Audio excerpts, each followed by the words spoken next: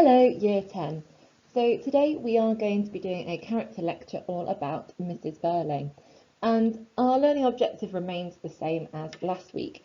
So we're still thinking about the presentation of the older generation because they don't learn from their experiences.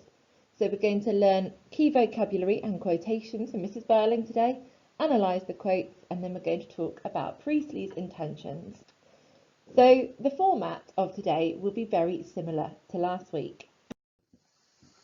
We're going to start off though, first of all, with a DNA. So have a go at your 5 questions and then pause the video here and play when you're ready to carry on. Here are your answers.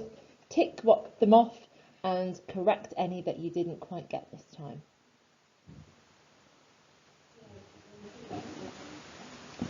So today it's going to be exactly the same. So you will need to build your flashcards around this lecture. So feel free to pause and press play whenever you need to so that your flashcards have lots of information on. So just like last time, we'll have a Mrs. Birling flashcard for the beginning and the 3 big points. Same for the middle, same for the end. Now for each point, I've offered you some quotes. So for each quote, do a separate flashcard with the analysis on the back. And just like last week, I've emboldened the words that I actually want you to be analysing. And then finally, you'll need a flashcard all about Priestley's intentions and Mrs. Birling. So let's get started. So these are the opening stage directions. Just like we did with Mr. Birling, this analysis will give a lot away about Mrs. Birling. So the quote is, his wife is about 50, a rather cold woman and her husband's social superior. So we'll start with this surface level analysis.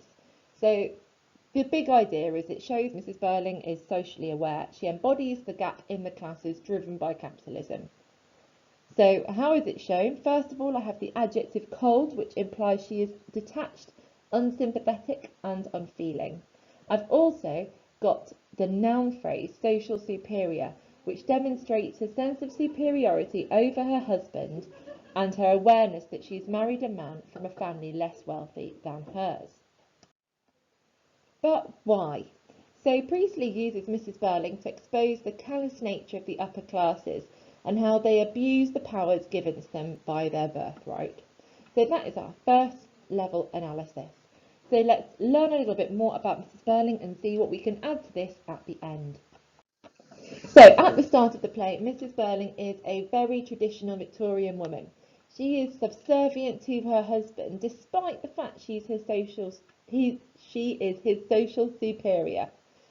So at the beginning of the play, she tells Sheila when she questions Gerald for spending all last summer away from her, men with important work to do sometimes have to spend nearly all their time and energy on their business. So this noun phrase, important work, is really suggestive.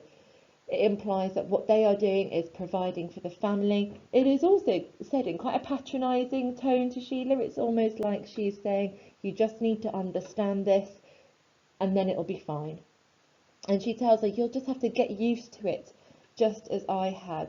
And perhaps the verb used to it suggests that Mrs. Birling has also had experience of Mr. Birling being away working long hours.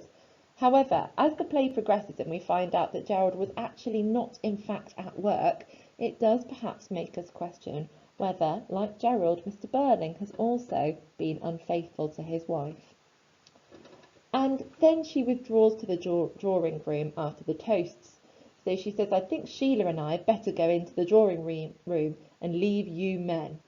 So there's a very clear gender division between Sheila and I and you men.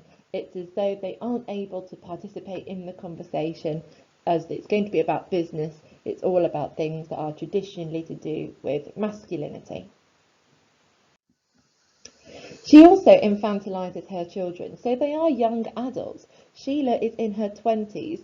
Eric probably is as well. He might be 19, 20, but she acts like they are little children.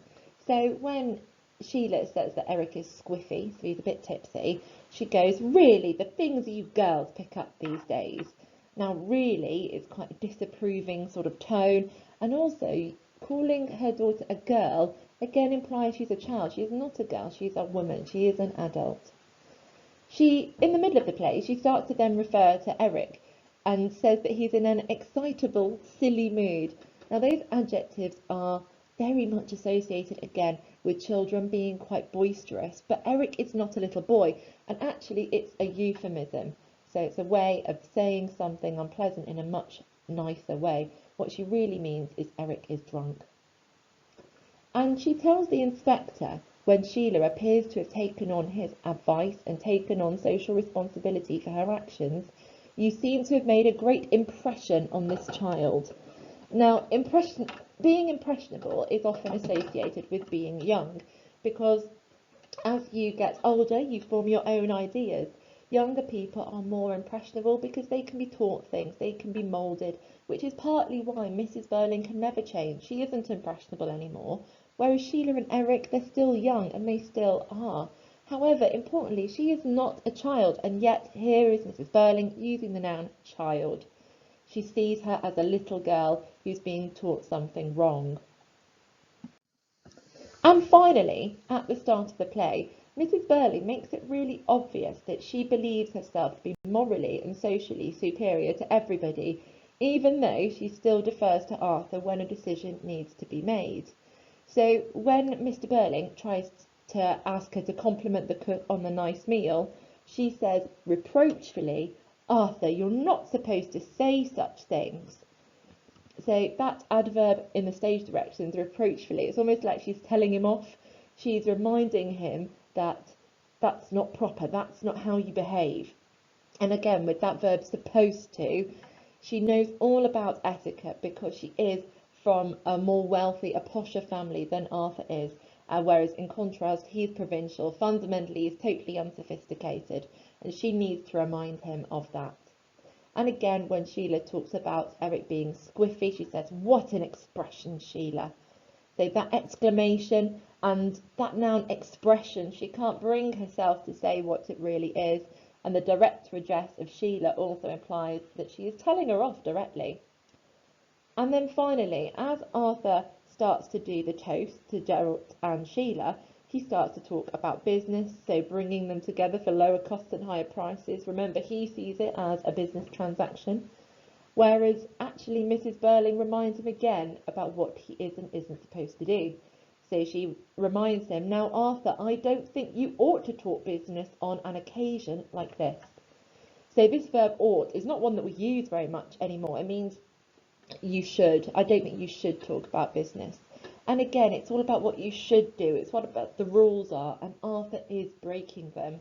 And again, the noun occasion, it's meant to be special, it's meant to be celebratory, whereas he perhaps is being almost quite rude by just talking about money and profitability from the relationship. He's not celebrating it for the reasons that he should be. He's not celebrating it because they're in a very happy, loving relationship, which we do later find out that they aren't. So moving to the middle, we find out that Mrs. Birling committed a crime against Eva in the eyes of the inspector, insofar as she refused Eva Smith money when she came to her pregnant and alone, and she even admits that she was prejudiced against her.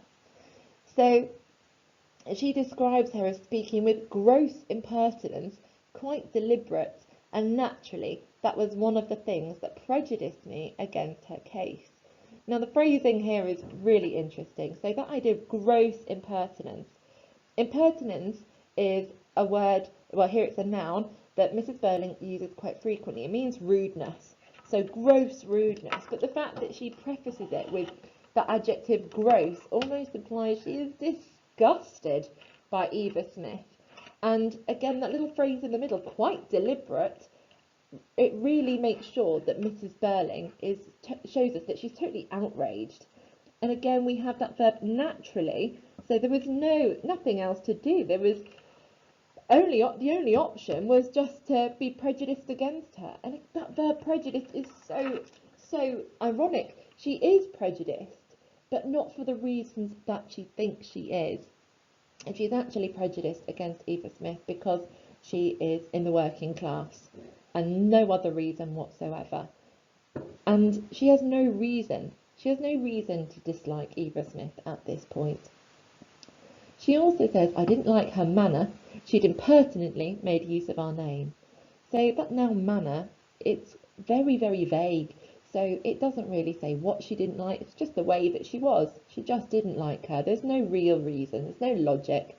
She'd impertinently made use of the name. There's that word again, but here it's an adverb, impertinently.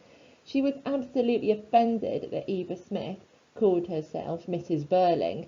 However, given that we later find out Eric is the father of the baby, if they had married, she would have been Mrs. Birling. You can see that it was an innocent mistake.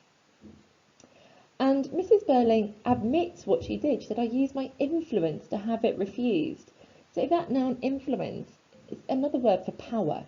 She uses her power as an upper class, wealthy woman to not help somebody who is in dire need. And actually, this is where Priestley invites us to judge Mrs. Birling very harshly, because actually she knew that she was making Eva Smith's life extremely difficult.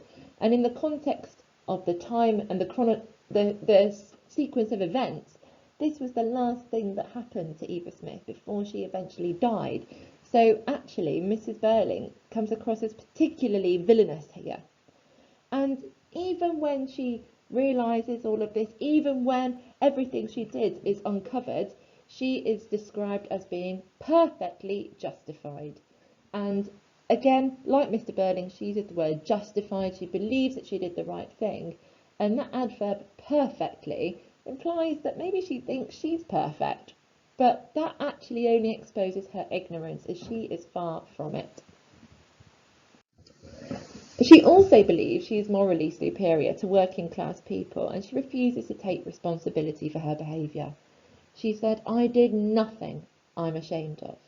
So that noun nothing is ironic, because actually she should have been extremely ashamed of herself, because she did do some terrible things.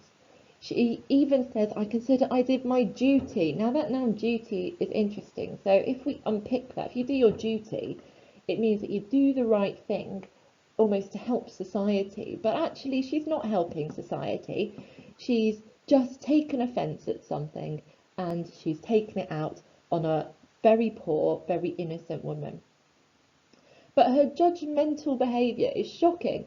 So she talks about Eva Smith as claiming elaborate fine feelings and scruples that were simply absurd in a girl in her position. So scruples it's like a moral code. So she's believing that she has some sort of moral code, and Mrs. Birling thinks she obviously doesn't.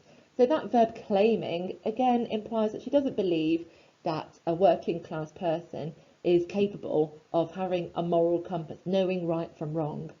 And that's corroborated by the adjective absurd. She thinks it's ridiculous. There's no way that somebody who is working class could have these feelings. And again, that euphemism, she doesn't actually say a working class person. She says a girl in her position. She can't even bring herself to say the phrase working class. And again, by calling her a girl, she also makes her seem less important, just like she did for Sheila. She made Sheila seem like a child, and here she's making Eva Smith seem like she doesn't matter, seem like she's not important. And again, in that final quote, as if a girl of that sort would ever refuse money, she also uses the noun girl and another euphemism of that sort. It's said with utter disgust. She can't bring herself to say working class. But also, both of those quotes represent a huge generalisation. She assumes that all working class people are exactly the same, that they're all immoral and that they have no ability to do the right thing. So she thinks Eva Smith is totally incapable of that. And again, that exposes Mrs. Birling's capitalist ignorance. She has no idea about these people, what it's like to be in their position, but also why Eva Smith did what she did. She's totally unable to empathise or sympathise. And finally, in the middle, she's very confrontational towards the inspector.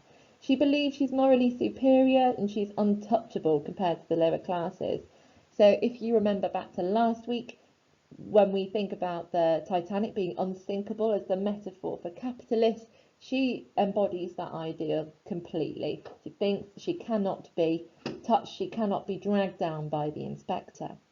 So again, like Mr. Birling, she also tries to brag about her connections and her social power. So she says, you know, of course, that my husband was Lord Mayor only 2 years ago, and he's still a magistrate. So again, dropping in the fact that he's mayor, a magistrate. You've got your adverbial phrase, only 2 years ago, implying it's very recent, therefore he still retains power. However, ironically he doesn't, because he's no longer Lord Mayor. However, he is still a magistrate, so that now connotes somebody who is very moral, who is an upstanding member of the community. And while Mr. Birling certainly is a well-known figure in the community, he is certainly not an upstanding one, and he certainly is not very moral. She also tells the inspector off. So when he asks her questions, she says, that, I consider, is a trifle impertinent, Inspector. So again, we have this word impertinent. This, again, keeps coming back. She thinks everything is rude, yet ironically, she's the rudest character in here. And again, we have that little fragment, I consider. Now, using that pronoun I, again, suggests that moral superiority. What she thinks must be the right thing. And again, she's totally ignorant because it's not. It's also interesting how she justifies her role. So Mrs. Birling works at a charity which helps women in theory. However, the reality was that the women who sat on these committees, they would hear these poor women who had no other options, no money, they would hear them speak, and in reality they would just feel better about themselves. It was an opportunity to lord it over people who had nothing. However, she justifies it to the inspector, saying, we've done a great deal of useful work in helping deserving causes. Now, the noun phrase useful work is quite interesting. I think we would question what exactly is useful about it. Do you think she really gives any money? As it was very unlikely that they would be offering any charity whatsoever. She just wants to seem as though she is. However, the adjective deserving is perhaps the most shocking of all.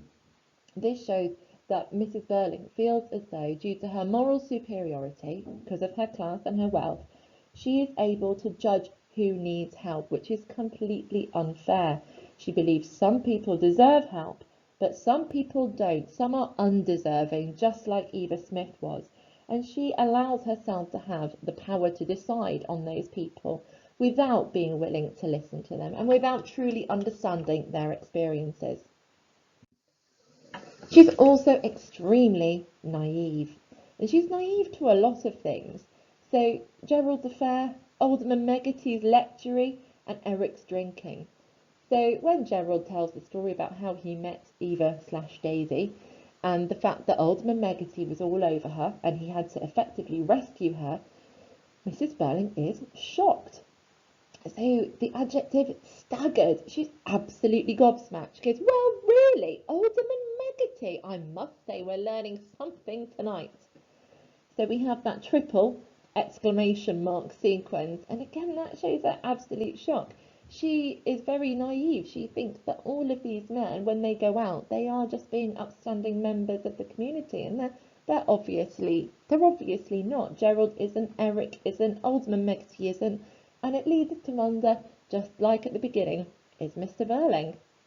And again, that noun something, it's an understatement, really. It's quite the opposite of hyperbole. She learns everything. She is very naive to the real world.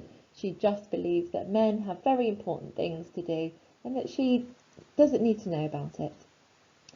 She's also naive when, at the end, she advises the inspector to go and look for the father of the child.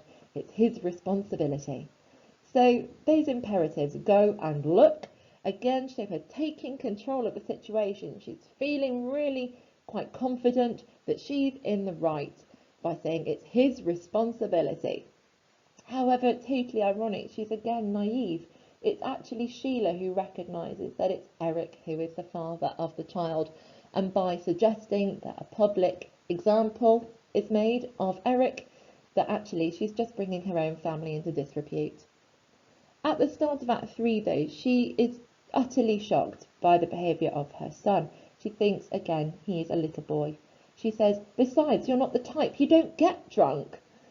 So again, naivety. He definitely does get drunk. He was squiffy from the very beginning when he let out that loud guffaw, and he's got progressively more drunk as the play has gone on. And we know that he does drink heavily. It's interesting when she uses, again, the euphemism, the type. That noun suggests that that being drunk is for somebody not as posh as Eric is, not someone from a lower class. He has too much elegance to be doing that. You don't get drunk. She's completely wrong.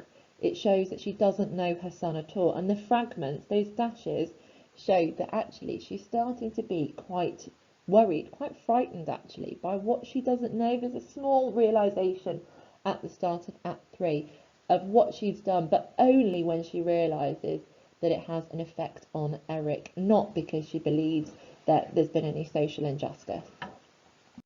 So at the end, as before, her distress comes from realising her family has been involved with a lower class girl and it will bring them into disrepute. So as she realises Eric's the father, she goes, but surely, I mean, it's ridiculous.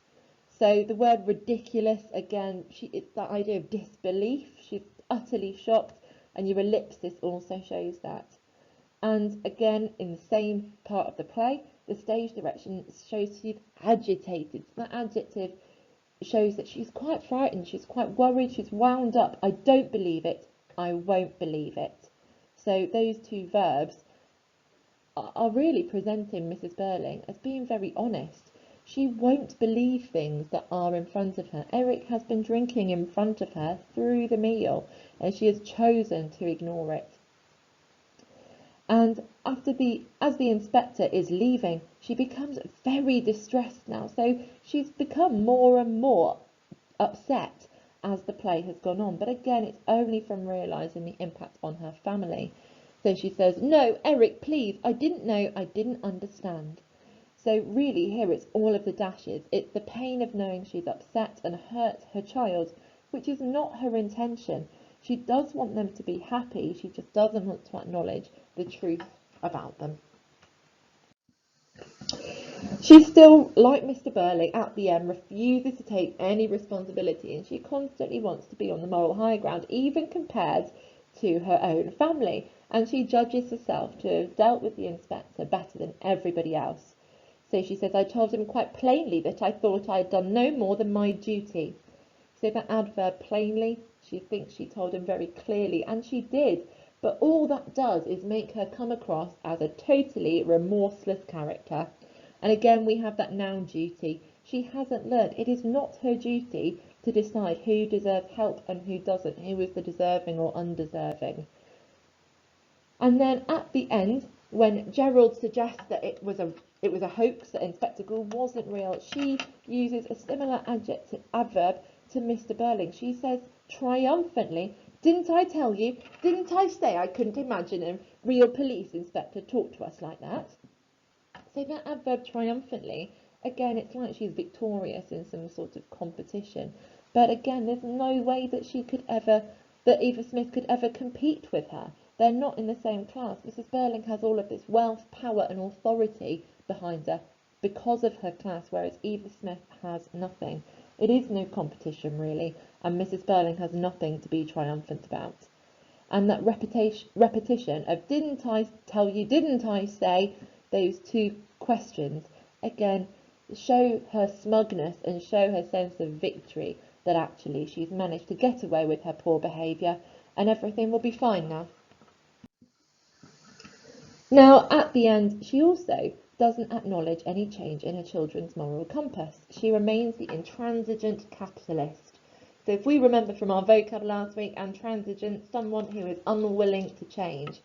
And although she's learnt an awful lot about both her children, particularly Eric tonight, she doesn't change her attitudes towards them. She doesn't acknowledge they've changed their attitudes, and moreover, she actually doesn't really treat them like adults, even though they've done very adult things.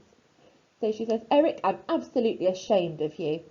So that idea of being absolutely ashamed, the adverb suggests complete and utter disgust.